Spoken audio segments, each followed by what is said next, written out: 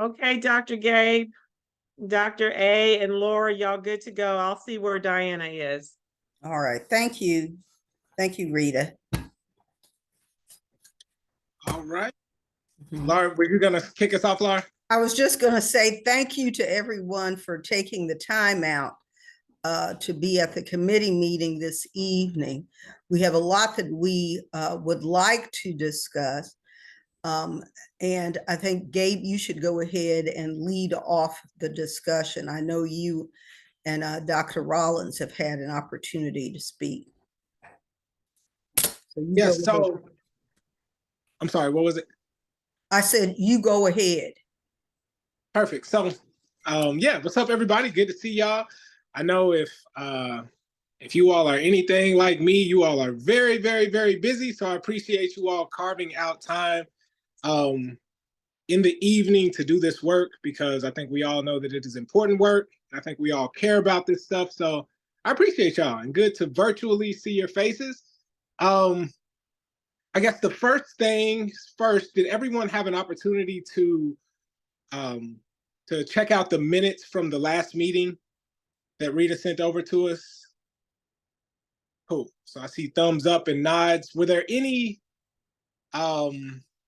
omissions or edits or adjustments that anybody identified that need to take place with regard to the meetings? Excuse me, the minutes from the last meeting?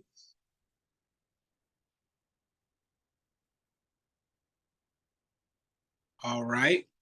Hearing none. So I believe I'm doing this right.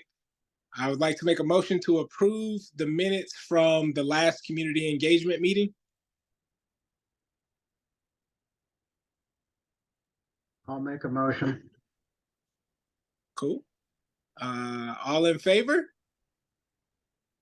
I need a second. Yes. Yeah. Sorry, I thought I was the motion and Mike was the second. My bad. Okay. Okay. Usually so the chair will ask for a motion. Got it. So do we have a second? I second. All right, cool. Appreciate y'all coaching me up. All right, so now we vote. All right, all in favor? Aye. Of approving the meeting minutes? Aye. Any opposed? All right, just like that. Yeah, I see the cheer. All right, thanks, Dr. M. I appreciate that energy. Excited for the community engagement meeting tonight.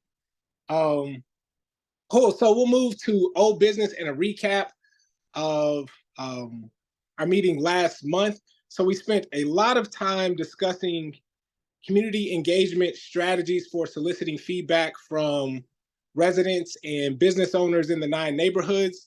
We had a robust discussion, which is outlined in the meeting minutes from the last meeting, but we didn't come to a point where we were ready to vote on anything.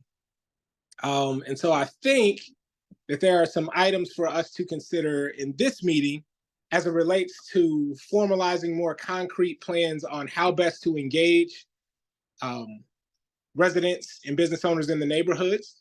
And I think that moves us to, I guess, item A1/B on today's agenda, which is potential recommendations from Dr. Rollins and is, I don't see Diana on here, Miss Diana Whitlock.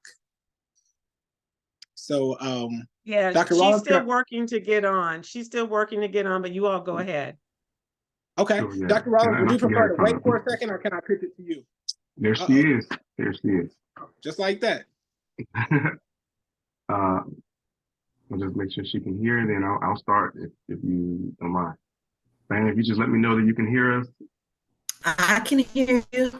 Great. I can see so you I'll just... too. Sorry.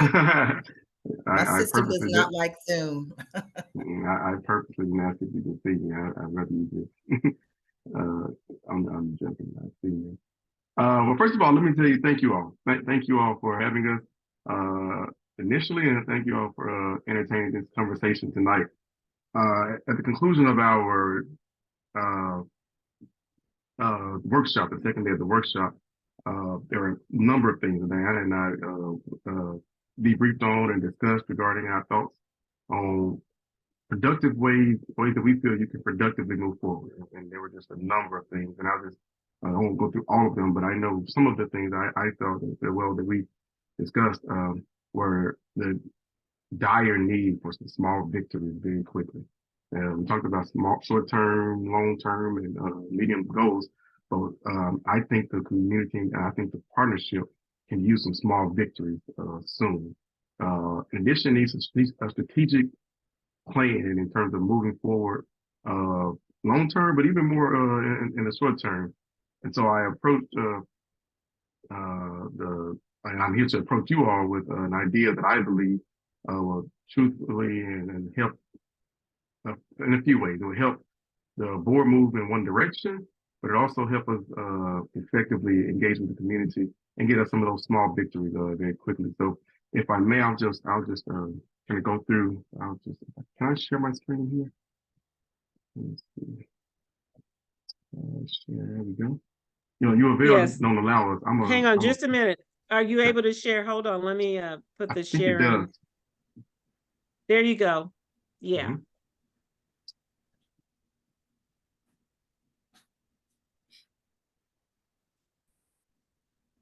And I'm assuming you all are able to see this. Yes, I see a thumbs up. Great, great, great. Yeah. So y'all, please, so I can't see all of you all now. So if you, while I'm talking, please just stop me. Don't you don't have to wait till the end. Just stop me, and I'll take questions, and we have a conversation about it, and go forward. And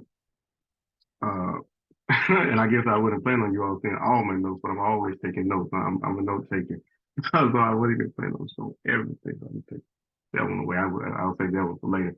But so my initial thoughts are the board, the entire board. You need to be speaking from one hymn book. I mean, I think right now, and at the conclusion of our last meeting, it was pretty apparent that there are some very important and critical things that you all are entrusted to do that I'm not convinced. I can't say that I'm convinced that you all, as a board, I'm not talking to you all individually, but the board in its entirety are ready to do at this point. And it really dawned on me as a result of our last conversation when I was saying on the elevator speech. I thought it was an understood ordeal. One of the things that's going to make this partnership successful is that you all move forward telling the community members, hey, this is what we can do, this is what we cannot do, and things of that nature. And more importantly, we are obligated to keep the community involved in this process the entire time. And every contract that we approve has to have some type of way go back to individuals from these communities being hired across the board. I thought that was just, I thought that was confrontational. I thought it was pretty clear from reading your documents, and not documents that I thought of, but documents that you all are entrusted to govern with or to abide by. What I quickly learned during that conversation, that was a point of contention, and that was more controversial than I thought it would have been. And I said then, hey, you all need to move forward, speaking from one hymn book at the very least. You need to come together collectively, and I want to help you all collectively using your governing documents, not anything in mind, but your governing documents to help you all as you all have what I like to call an elevator speech. And I started this conversation, but I really want us to work together on what we're going to do for and move forward. So I want to work with the board on that. And what I'd like to do, and I just propose, even if once we get it all written, if we have little business cards or something with this is what we are, what we can do, what we cannot do, and you keep a couple in your pocket. So if you meet someone, hey, here's my business card. Here's what the We Office is about. And that way, everyone is saying the same thing. And if you see someone used to have a stack, here you go. Here we are. This is what we're about. To show that if anyone on the board says anything differently, then that person is probably going contrary to what the board decided to do as a whole. I just think that's something right now, small victory for the board. That's something I think we need to work on very, very quickly and soon as we move forward. But here's the crux of it. So moving from there, I'd like to I propose an outline or a way to facilitate the 9 individual workshops. So I saw I read your minutes of your previous meeting and some of the conversation talks. But I think this proposal, I should say, encompasses most of that. So here's how I envision it. So there'll be 9 individual workshops, and it'll cover 4 major topics. The first topic, where have we been? And I thought of this. This is very important. And I thought that there was I can never remember his name, but the individual from Simmons, the guy that's been around for a while. You all know who I'm referencing.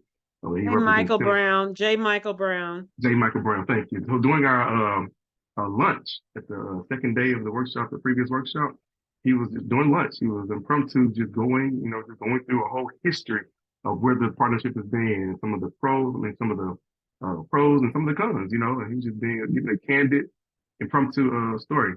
And I thought that was awesome. I said, hey, it gave me so much insight into where you all have been prior to that workshop.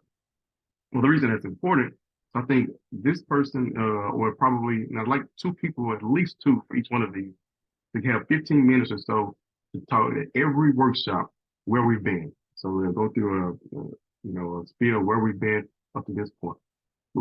And after that, I think Gabe and the community member and a few of you all from this group, you all helped do the second part, is where we are now. This is where you'll talk about from the workshops to some of the topics that were covered during the workshop, some of the more recent conversations in your meetings, where we are now. And at this one, I'd like to have a person from each of the community that person also having an opportunity to speak during this part, where we are now. And this gives buy-in. It shows the community that we really are genuinely trying to allow their individuals, and their individuals are going to be representative of their interests moving forward. Also during this time period, during the where we are now, I'd like you all to go back to the main board and get them to commit to a number. You all decide what that number is. I'm just going to hypothetically use $100,000.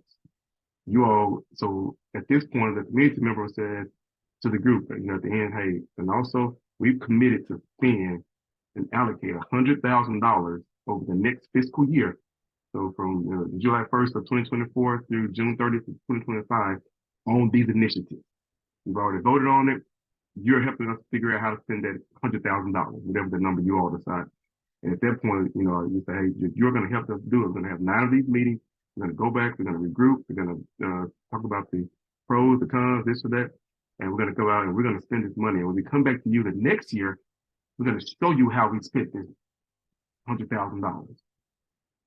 We're going to commit to that. And additionally, going to show, and we're going to spend this money with people here and with companies and organizations that are committed to hiring people from these neighborhoods and from these neighborhoods, from your 9 communities.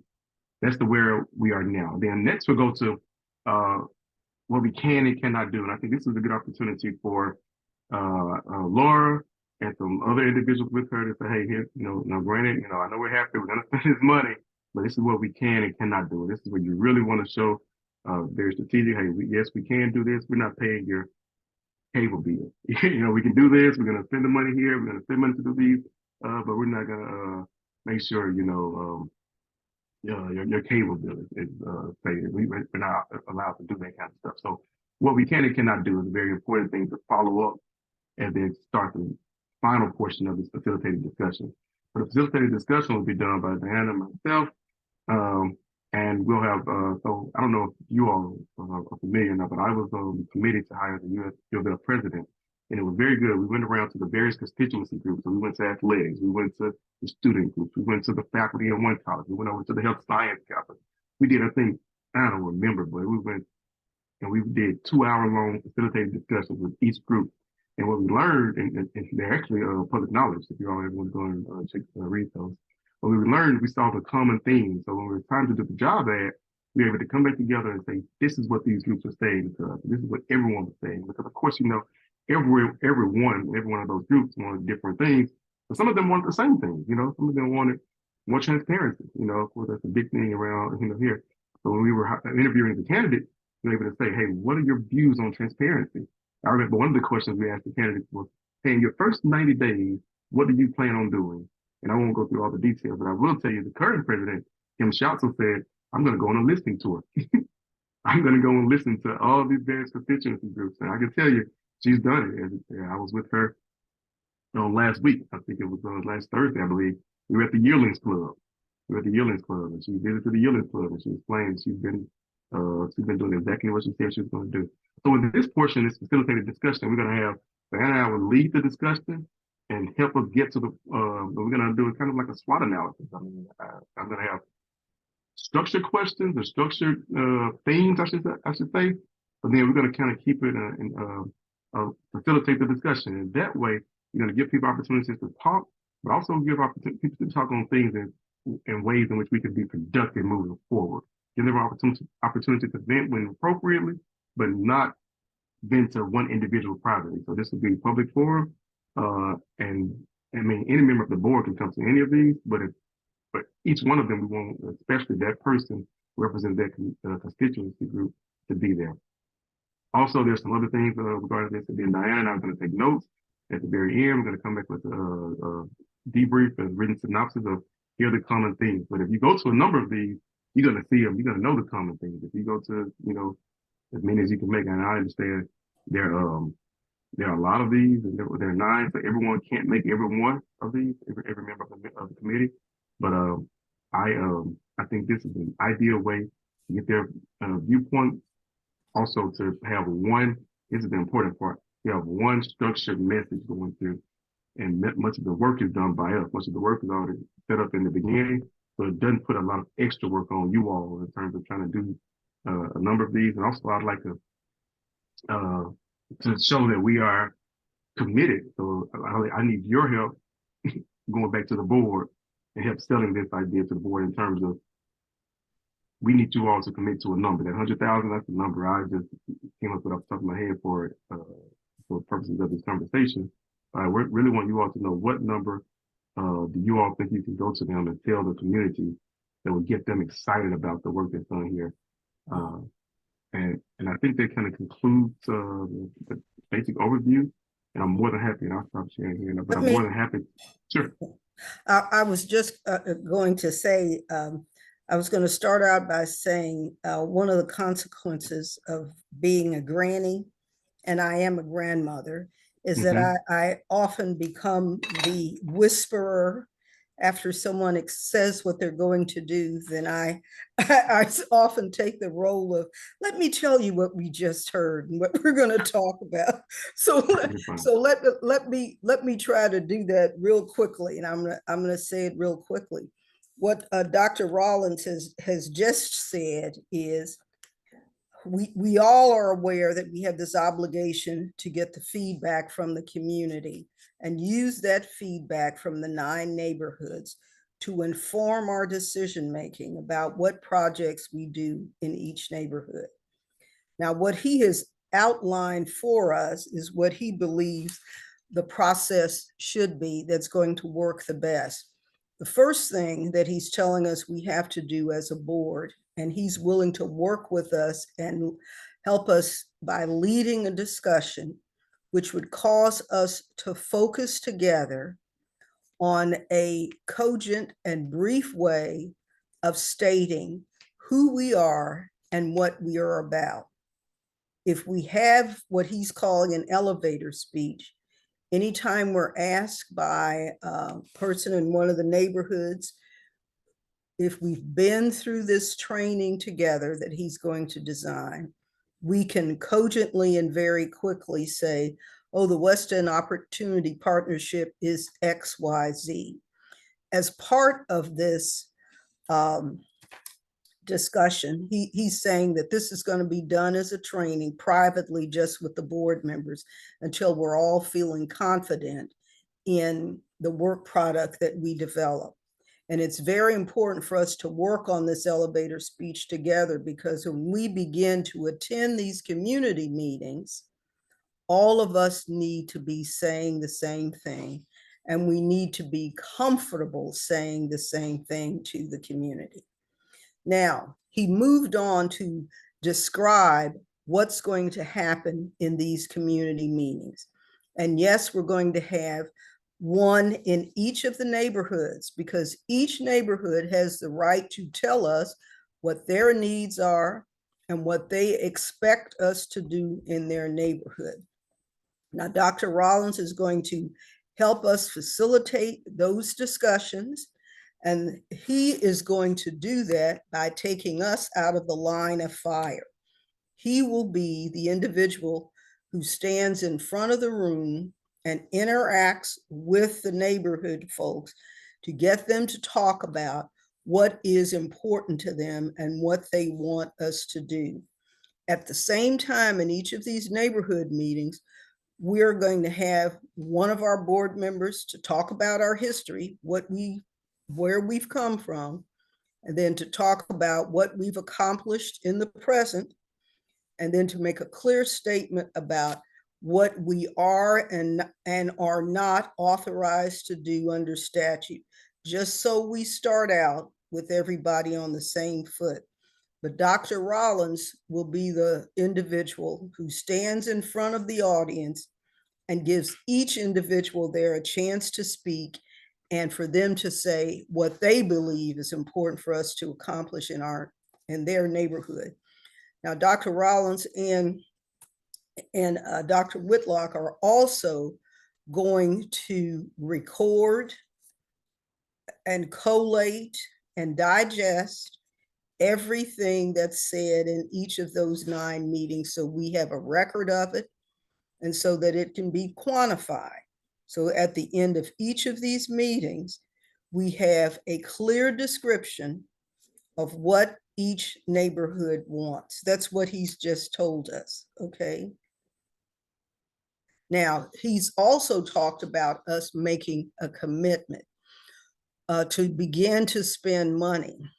Now, one of the things that we've realized, and you'll hear more from the Finance Committee about this at the board meeting on Monday, but in our recent conversations with the people in the Finance Department at the state, it is not likely that we are going to get our first increment from the state before a year from this January. So that means 2025. In 2024 January, they will be able to tell us what the base amount is. In 2025 January, they'll be able to tell us what 20% of that base amount is, so we'll know what we're getting. Now, if you think about that, we cannot wait that long to begin to have an impact in people's neighborhoods. We cannot. So when he says we want to make a commitment, that's what he's talking about. We want to let people know that once we get this feedback, we are going to immediately begin to make a financial commitment and literally start investing in their neighborhoods, because we do have $30 million. Okay.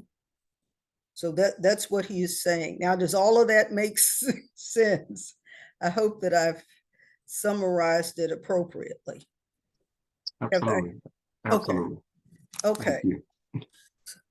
So the question for all of us, and what your chair, Dr. Jones, wants us to talk about is, what is your reaction to that game plan?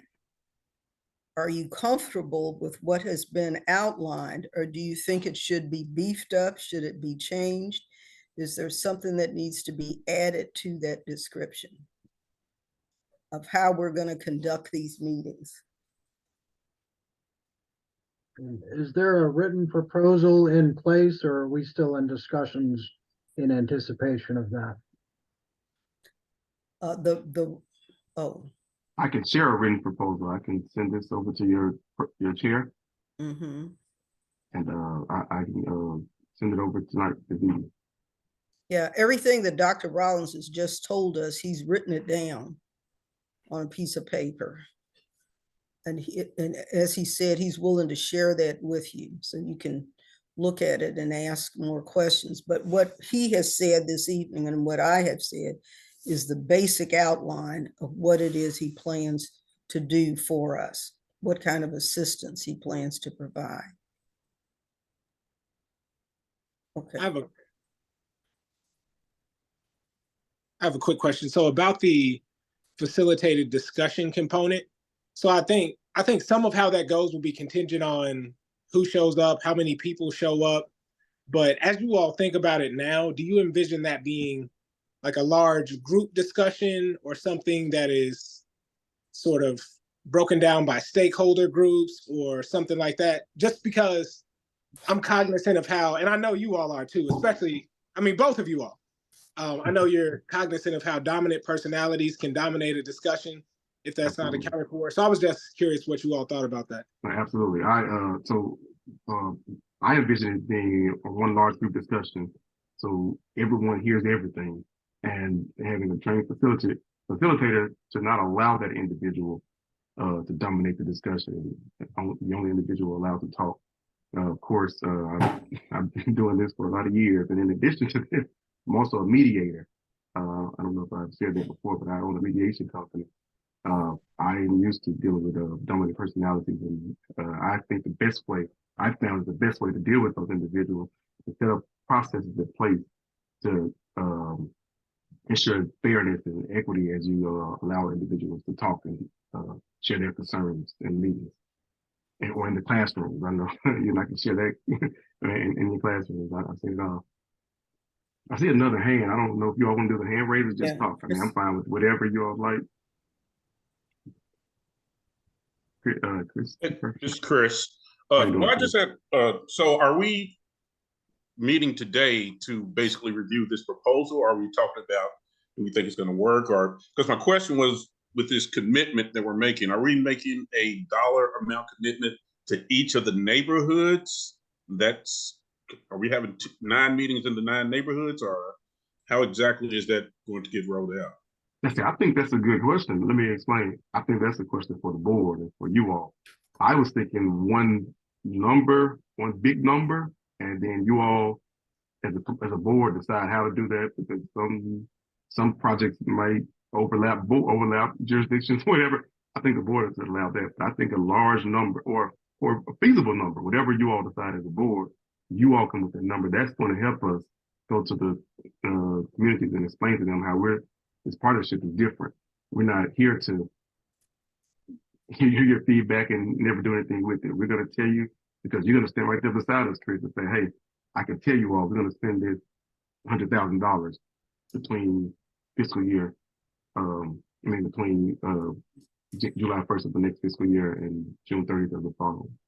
Chris, let me ask you, Chris, and ask everyone else too. Are you comfortable with citing a number?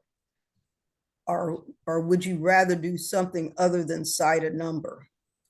Would you? I mean, if the board agrees that we would fund, X number of projects up to X amount of dollars, I'm comfortable saying that if that's what we have agreed to do. I mean, if we have the money and we have that ability, if it's a feasible project, yeah, I'm totally comfortable with it. Okay. Okay. Let me ask you to follow up. Do you think it'll be received better if you go to each board, each community or each group and say, we're going to do this for your group, this for your group, this for your group? I mean, one solid number or overall one large number? I would think that it would be more feasible for us to say we have committed X amount of dollars in this year to spend among the 9 neighborhoods. Is the way I like that as well. Because, like you said, there's going to be overlap, whether it's fresh food or parks or something like that. That's going to overlap these neighborhoods anyway. Mm-hmm. So, and then because you really don't want to pit the neighborhoods against each other either. So. Yeah. So you're saying rather than to give each neighborhood a ballpark figure, just say what we plan to spend in general. That's my. Yeah. Okay. I like that, but you have my wheels turning now. Mm-hmm. I'm thinking if you do tell the neighborhood, what neighborhood do you represent, Chris? I'm in Park Duval. Park Duval. So if you were to go back to Park Duval, let's just say $90,000, $10,000 for each one. If you do tell Park Duval, hey, we have $10,000 allocated just for us, and I'm going to ensure that there's $10,000 you as the community member represent that group, they can look to you, hey, how are you spending that money? So when you come back next year, it's not just the board. It's not like they're talking about the partnership. It's the board. So it's two ways of looking at it. I didn't think about it like that. Yeah. I was thinking the larger number, and I think I prefer the larger number because some projects may be larger and you don't want, but I can also And see the then benefit of the. Part of it may be, if this is a commitment that we're making on the front end before we hear from the neighborhoods about what they're identifying their needs as, they may think it's pretty presumptuous of us to say, oh, after even after you may describe something that's a lot more significant than $10,000, we're just going to give you $10,000. So it may be just more advantageous to talk about an aggregate figure. And then that amount can be spent based on the needs. Yeah, I think the larger number works. I think we just also have to be prepared that, if we say, $100,000, so $900,000 is what we're spending, and 200,000 goes to Russell, that Shawnee or Park Duval or Chickasaw, only gets 10,000 because whatever the reason is, we're able to explain, why, there's a disparity and make sure they understand that there's still additional funds for other projects. And that's where the board members come in. You're absolutely right. That's your role, because you're going to vote on every project, Right. And you have to explain your vote and explain the committee decision, not your vote, but the committee decision. But you're absolutely right. That's where you all come in. At a different. Mike has his hand up. Mike, I'm sorry. I'm a very laid back person, so please, you don't have to do it again, right? Just interrupt me. As far as the last question on, who gets what, if you don't ask for it, you don't get it. So we need to be upfront with that in the beginning so that they can, think big and plan big and ask for big things. I did have a question, Laura, in your discussions with L Home, how much money are we going to have to reserve for the loan program? Is that going to affect what we're doing and discussing here? No, it's not, because they're two distinct obligations. We have not settled on an amount of money yet that they think would be feasible, that they think they have the capacity to lend out. But remember, under the statute, we have to cover both of those bases. We have to lend the money to people, and we also have to sponsor projects. So if we're telling people that we want to spend $1 million or $500,000 over the next year in the 9 neighborhoods, that is totally separate and apart from what our obligation is on the tax lending. But I don't want to set us up in a situation where the tax loan program becomes, super popular and, we're not able to go on the promise of this because now we're overextended on the other program. No, we can cap what we have available to lend for taxes. As I said, those are two distinct obligations. Whether we have to do both of them, we have to. We can't do one and not the other.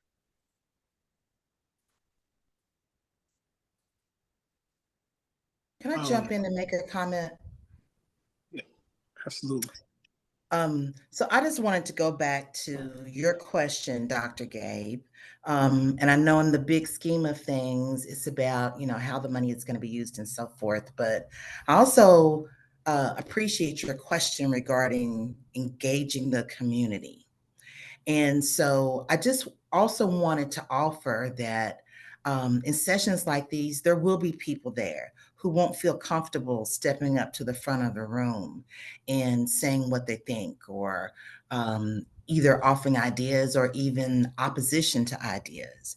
So I think that we could explore ways that we could get feedback from people who don't have that same comfort level, either by having something that people can fill out on site, or, like I said, we've facilitated workshops and sessions before, but I do think that there are a variety of ways of making sure that people have an opportunity to give feedback in a way that's comfortable for them, and for everybody that's not going to be coming up to the front and saying what they're thinking. So I just wanted to respond to that while we were all having this conversation together.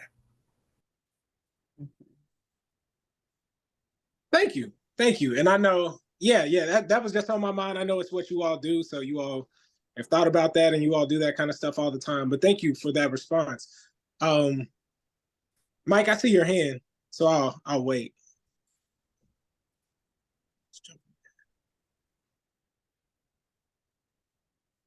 Put his hand down. Okay, cool. I think Chris said it earlier, but I do think we will have to make considerations about on the front end about how we address that concern of it looking like some neighborhoods are treated better than others. Because I know even now there's that perception that at least outsiders are more interested in investing in certain West End neighborhoods than other West End neighborhoods. So I just think whatever we do, we just need to be prepared to respond to that, and prepared to show that what we are doing is in line with what the community has put forth. Laura, to the point that you made about maybe not presuming a specific amount and then going into the community and they're like, well, you only got this amount. I'm wondering if we can use the language of just what is already committed, and that, things in addition to that aren't necessarily off the table, but they would require an additional vote. But this amount is what is committed right now today. Yes. And I was just thinking about that, if maybe that would be useful in alleviating that concern, because I understand where you're coming from with that. Yeah. And I forgot what else I wanted to say, so I'm gonna be quiet and let somebody else talk. So how is everybody feeling about the general outline? And the general outline, again, is we are trained again separately to focus on the elevator speech, to focus on everyone on the board having a cogent statement about what is the West End Partnership and what are our responsibilities. And then the other big piece is to leave it to Aaron and Diana to conduct those meetings and to interact with the folks who from the neighborhoods who come into those meetings. That's the big part of it. Instead of having a dais with all the board members sitting up there staring at people. Woo, no, that ain't it.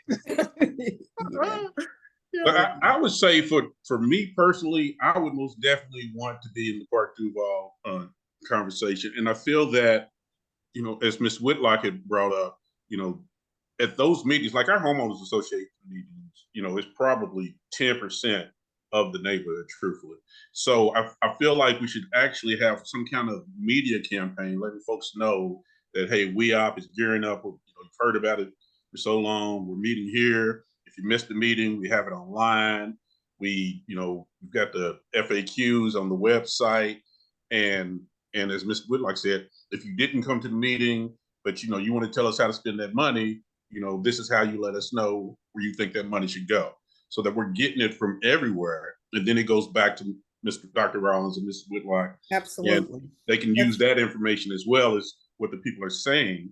But also, maybe even if we're not at the meetings, they know who your neighborhood representative is. And, you can submit this to Chris Romaine on the WEOP line, and Chris Romaine will get back to you and at least acknowledge, okay, hey, I heard what you said. And, here's what we can do, what we can't do. I don't know the answer to this, that, and other, but I'll be sure to get back with you. So that way, making sure that they're heard, that, they have some way to get in touch with us, not necessarily personal phone numbers or anything like that, but through the website, they know that they can reach their neighborhood representative. And you raise a real critical issue. Part of what we did talk about in our conversations was the importance of having that neighborhood board representative play a role at each of those neighborhood meetings, because it gives a measure of credibility to us that someone from the neighborhood, the person that they've identified as their person on the board, is actually there and engaging with them. I think that will take the conversation a long way, and it will help people to feel more comfortable, because if each neighborhood representative is there, it's like they're telling the folks who are attending the meeting, it's okay, you can say what's on your mind, and we're seriously interested in hearing what you have to say. And may I add to that? In the where are we now portion, well, I didn't go in depth into this part. This is where you all will recruit, for example, you're part of Duval. And you all can call me Aaron, I don't mind, just Aaron. So Chris, this is where you will help us recruit the other members. So there's an advisory council or committee that you all don't have all the members of that committee yet to help you with other portions. But you all, this is a perfect opportunity for you to see and help identify individuals for those other vacated or vacant board positions, or the advisory board position. That's a really good point. And yeah, just to echo what Chris was saying, I don't know what the best approach to doing it is. I'll leave that to you all. I know surveys are expensive, but I do know that the more that we can engage, the more that we can figure out ways to engage the people that even aren't able to show up, I know the better off we'll be, because I think as more people feel a part of the process and feel like they own a piece of what we're doing, Absolutely. You can't be mad at something that you own, that you are a part of, that your voice is being listened to, that you see, like, I said this and this is how it's showing up in my community. And just like Chris said, I know in Russell, like, most of the community stuff that I do, it's the same core group of people. And so, yeah, just however we can creatively engage people who aren't in those core groups, I think it'll be good. So just more comments. Let me just add to that, just to give you a quick story. I was at the country. I belong to Woodhaven, and I was the first, I think, like 800 members there. And the guys always come to me for questions. Aaron, what's going on? I remember doing all the riots and this and that. They, I guess they really genuinely didn't know and didn't understand. I said, why would they tell their own community? I said, you don't understand. They don't feel like they own those communities. I said, they don't feel like they own it. So it speaks directly to what you're saying. I said, they felt like this was part, they're not going home and taking and burning down their own house. But they're like, they're telling things they don't feel like they have ownership or a part of. So what we want to show, and one of the things I really want to push is, this is us. This is your opportunity to help, your opportunity to help impact the future of your neighborhood. And you're exactly right, Dave. When you listen to them and explain to them how you're going to help us do this, you get buy-in from individuals, and that's the way you build communities and build support for the partnership and the initiatives that you are working on. Can you hear me? Okay, I can. Oh, wait a minute. I'm sorry. I've got my ear pod in. Let me take that out. Can you hear me now? I can. Okay, hold on. Let's see. I can hear you. I hear you. Yeah, you we can can't hear me. Yeah, you're Yeah. clear. No, hold on.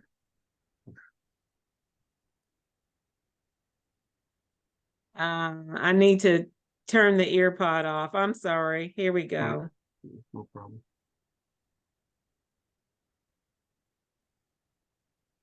Hey, now you should be able to hear me. I hear you. We can hear you. Yes. Can you hear us? Now I can. Yeah, I had to disengage. I always hear better when I have the AirPod in.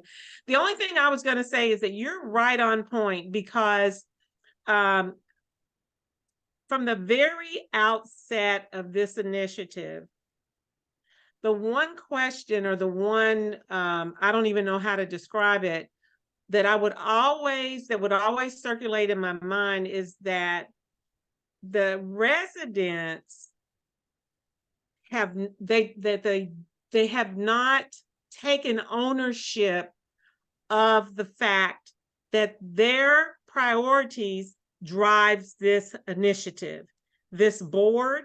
I mean, that was all built into the statute. And so until people in those 9 neighborhoods understand that this is their initiative, this is it was all created for them to come together collectively and individually as neighborhoods to define their priorities. And as the board, no matter what happens, we always have to remember that any projects, any development is driven by the information that comes from the neighborhood. It's based on what they see the priorities. And, you know, our role is, I guess, as the board, or the board's role is to kind of help guide that and, you know, make sure that these investments are prudent. But the residents own this initiative. And that hopefully through these sessions that are taking place in the neighborhood, that comes across loud and clear.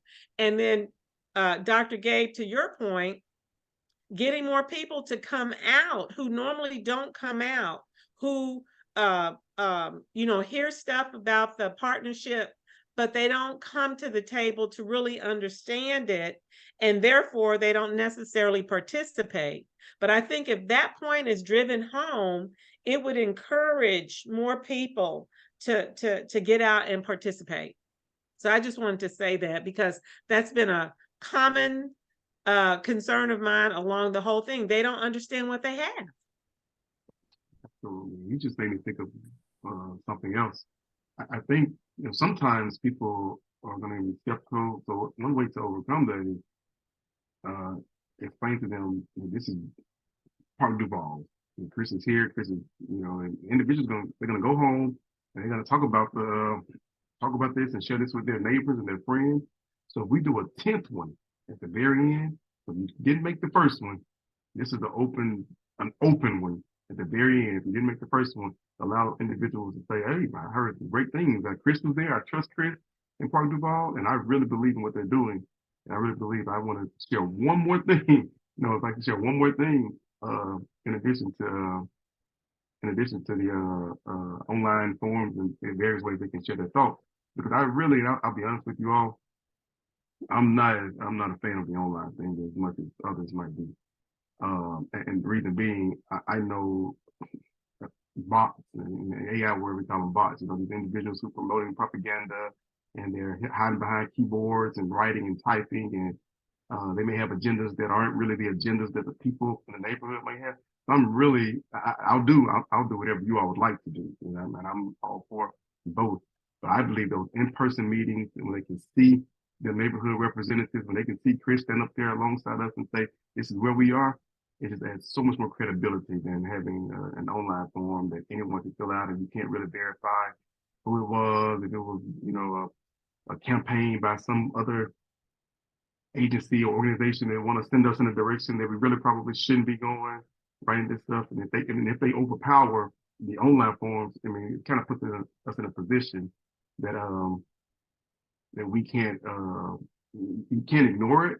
But I think I would warn you all that might be a possibility, and I won't say it definitely will, but I really believe the in-person meetings, when you come in, you share your address, your street, or at least your street name or something, you know, some type of way of saying, hey, I'm a part of this neighborhood. I'm here because I'm concerned about Park Duval.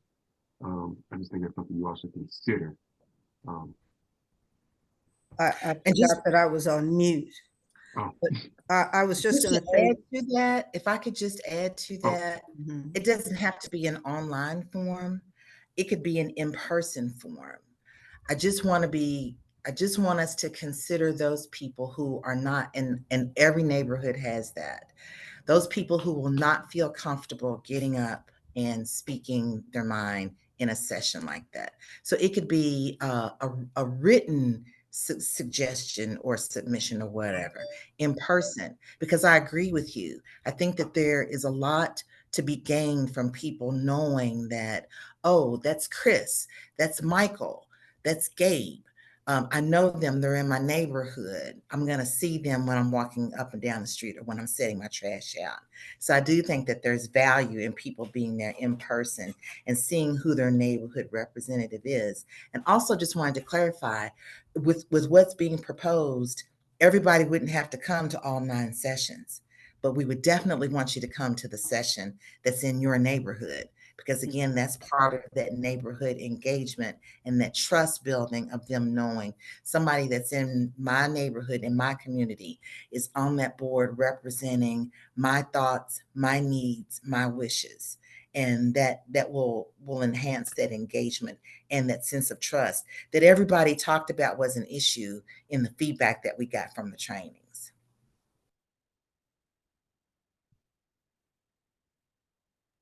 You're muted, Ms. Lyon.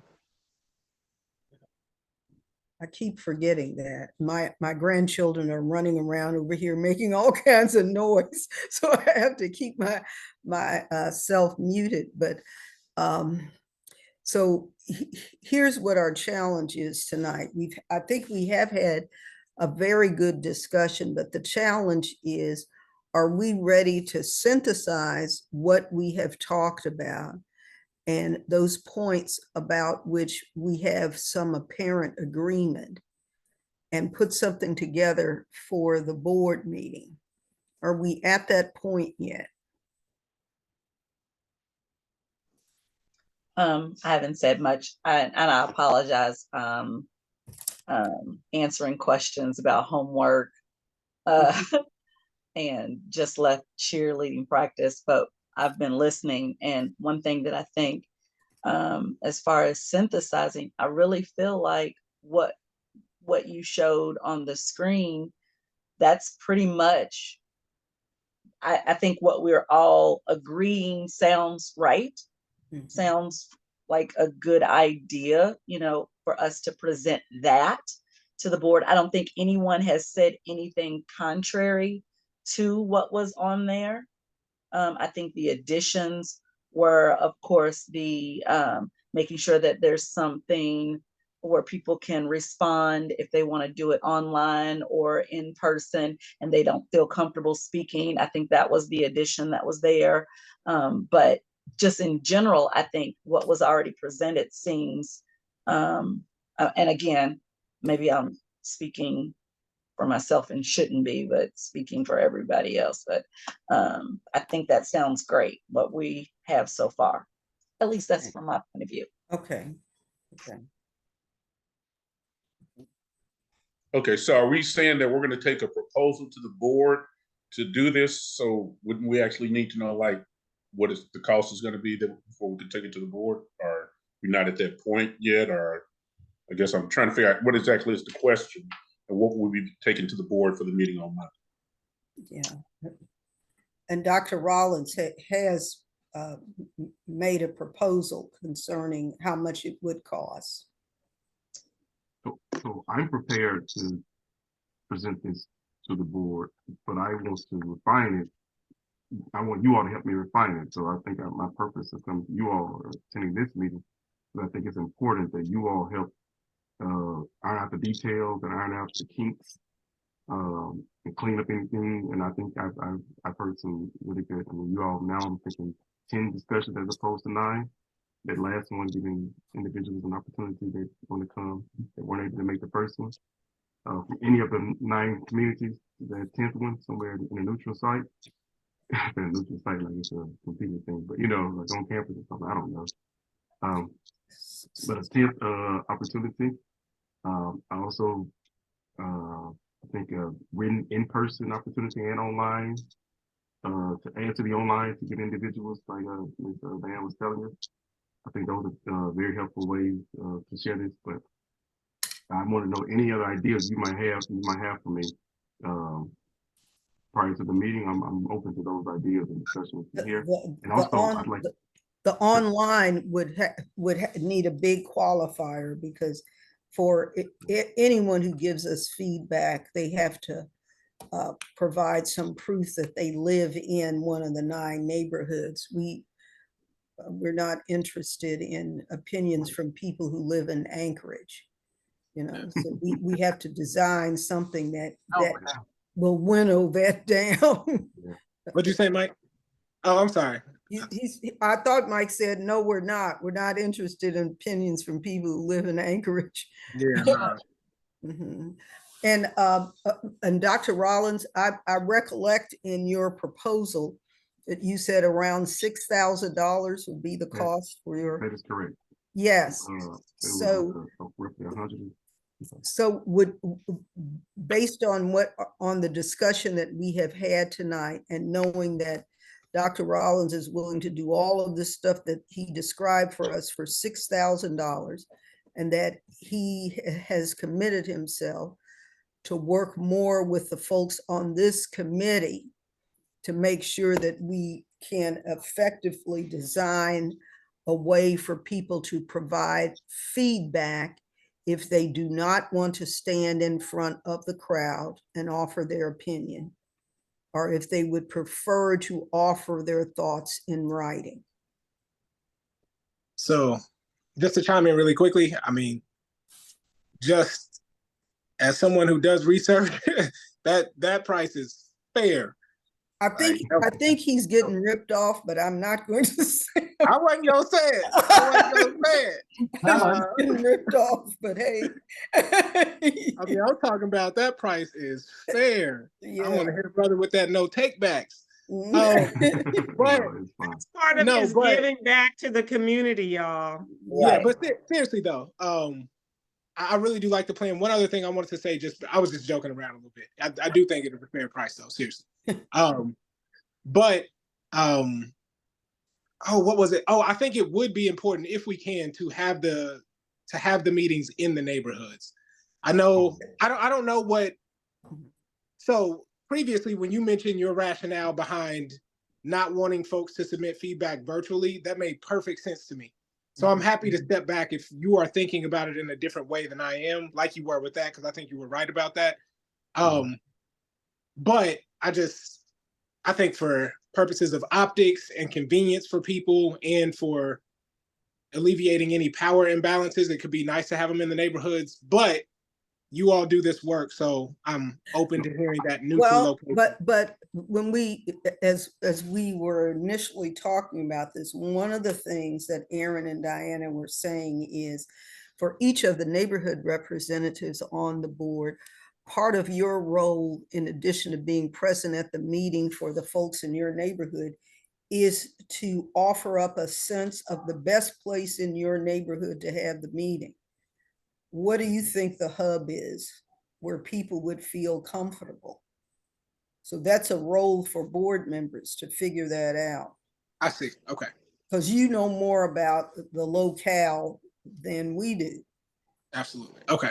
Okay. So that's that is an important part of the process, is for each neighborhood representative to offer up their idea and opinion about where their neighborhood meeting should be held. And what's the best night, you know, what's the best night of the week for your neighborhood? All of that. And I think everything I've heard sounds good. I like to read stuff, so I'd like to see it written down, so that we're coming to the board with, you know, black and white plan, with, you know, everything spelled out, so that everybody's, you know, in common agreement. And, you know, if there's ever disagreement, we have something to go back to show what we agreed. So Aaron and Diana, are you comfortable with us sharing your proposal? Yes, of course. I'm gonna. Okay, so let's make. So what we can do is, after this committee meeting adjourns, Rita can forward that to each of you, so you will have it. And it can be part of the board materials for the meeting, Absolutely. but you'll have a chance to look it over tonight. And I'd like you all to think about the number. And Laura, Rita, you all may want to help with this. The number, I think the important thing is to go to the communities with the number. Whatever that number may be, you all think about the number that you want, that will make your community members excited about being a part of this process. Whatever that number is, that's something for you all to think about and vote on at that meeting, hopefully after this proposal is accepted. So, Lauren, quick question. Us now?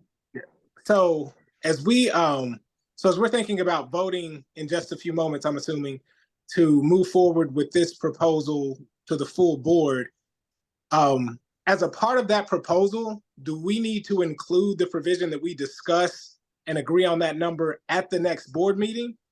Or do we put that out there as something that, I don't know, happens in some period of time?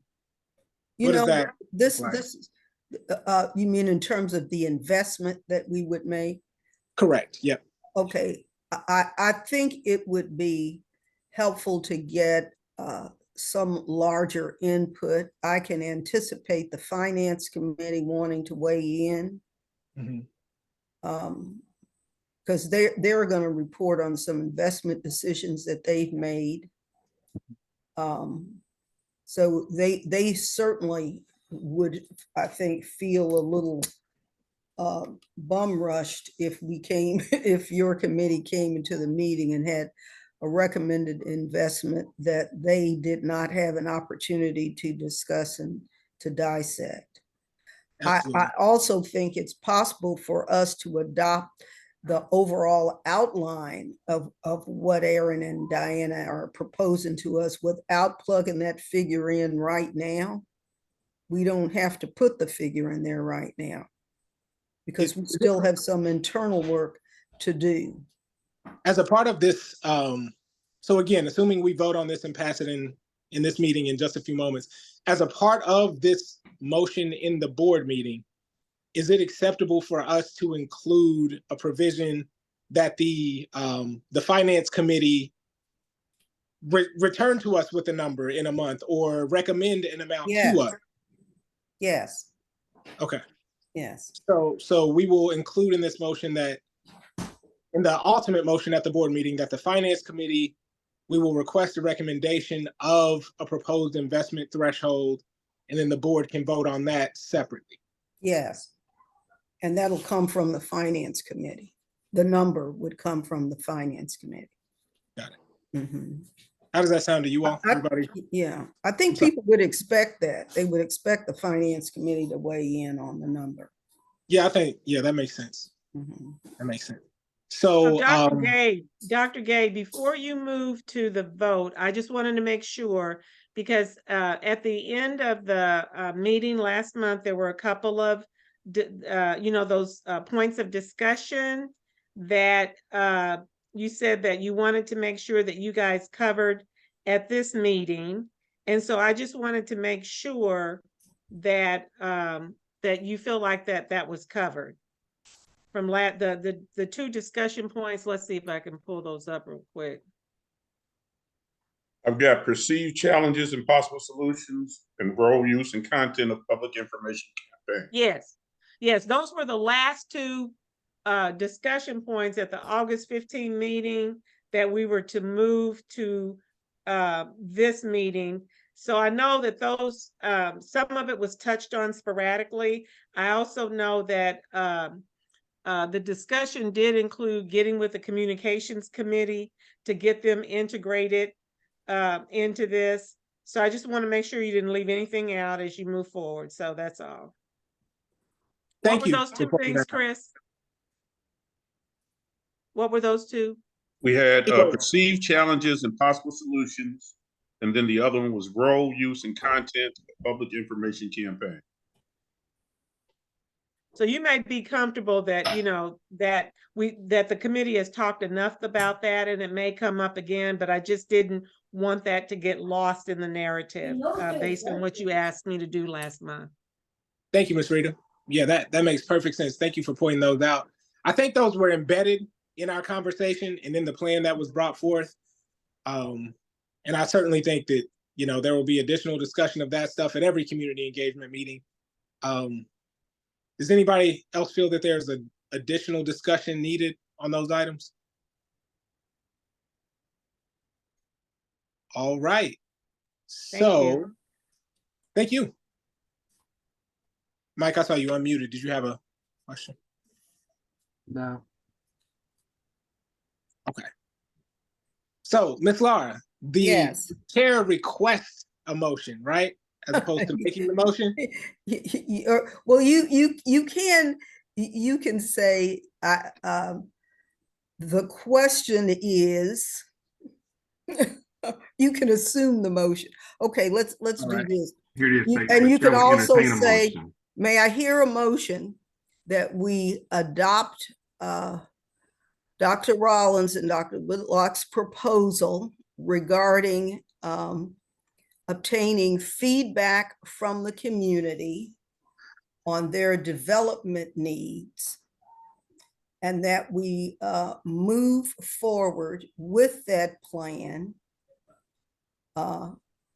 noting that we have an expectation that the Finance Committee will furnish a threshold investment amount as part of that communications plan.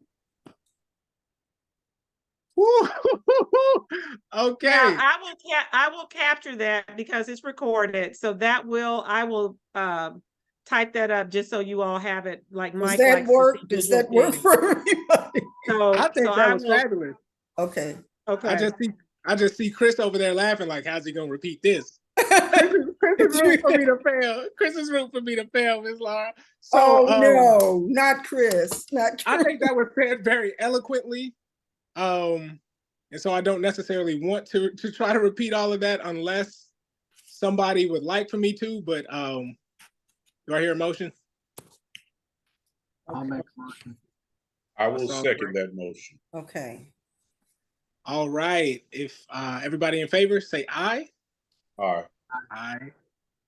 Opposed? All right. I appreciate y'all spending an extra 18 minutes. And also I appreciate our guests today for not only showing up with us, but for staying late with us, and for committing to doing this work with us, because it's hard, but it's important. And I'm grateful for everybody here. I appreciate you all. Yes.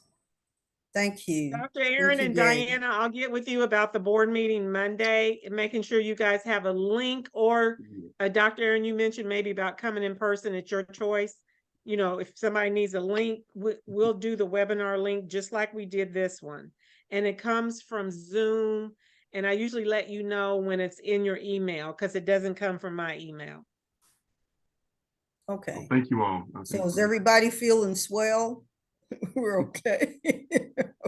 Okay. All All right. right. Adjourn this bad boy.